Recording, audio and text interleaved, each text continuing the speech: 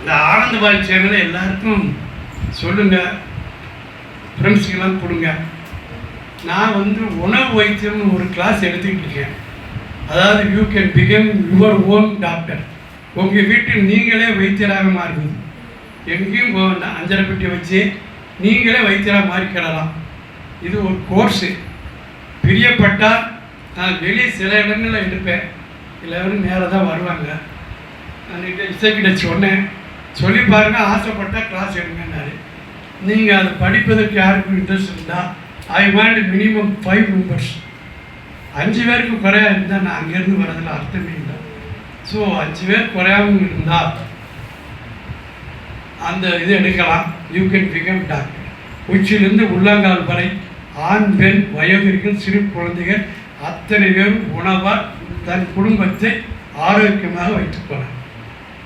ஒரு தலை சூடாக இருக்குது, நரைச்சிருக்கு, முடி ஊற்றிருக்கு, என்ன செய்ய தெரியாது, எல்லாம் அது கற்றுத்தர சொல்லும்.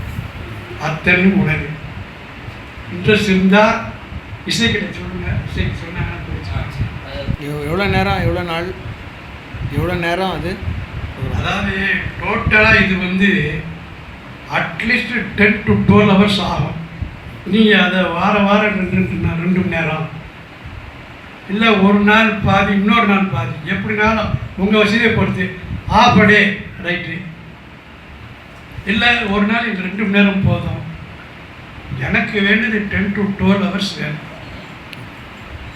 ஆன்லைனில் சொல்லி கொடுக்குறீங்களா? அது வர்றேன், ஆன்லைனில் வருவேன். இதை படிக்கிறவர்களுக்கு புஸ்தகம் கொடுக்கப்படும். சமைச்ச உணவு, சமைக்காத உணவுன்னு 100 ஐடியா இருக்குது. சமைக்காத உணவு, தயிர் சாதம், எல்லாமே சமைக்காதலே சாப்பிடலாம். ஒரு அவரை எடுத்து நினைச்சிட்டு அதில் கருவேப்பிலை, கொத்தமல்லி, பச்சை மிளகா போடுங்க, கொஞ்சம் தேங்காய் விடுங்க, அதில் பால் 2 சொட்டு லெமன் விடுங்க, வெறும் தயிர் சாதம் விடுங்க. அடுப்பு போகவே இதில் நோயே வராது. ரொம்ப வெரி சிம்பிள். உணவு மருந்தாக மாறும். ஆனால் அந்த கலையை கற்றுக்கிடணும். கற்றுக்கிட்டீங்கன்னா உங்கள் குடும்பம் மட்டும் இல்லை, ஒரு பொம்பளை பிள்ளை உங்ககிட்ட இருக்க ட்ரெயினப் பண்ணி விட்டீங்கன்னா அவள் குடும்பத்தை போய் பார்த்துக்கிடுவான். அப்போ வம்சம் விருத்தி ஆயிடும். கற்றுக்கிறதுக்கு சொல்லிக் கொடுப்பதற்கு ஆள் இல்லை, அவ்வளோதான். சரி, வாய்ப்பு கொடுத்தவங்களுக்கு நன்றி. வாழ்க வளமுடன்.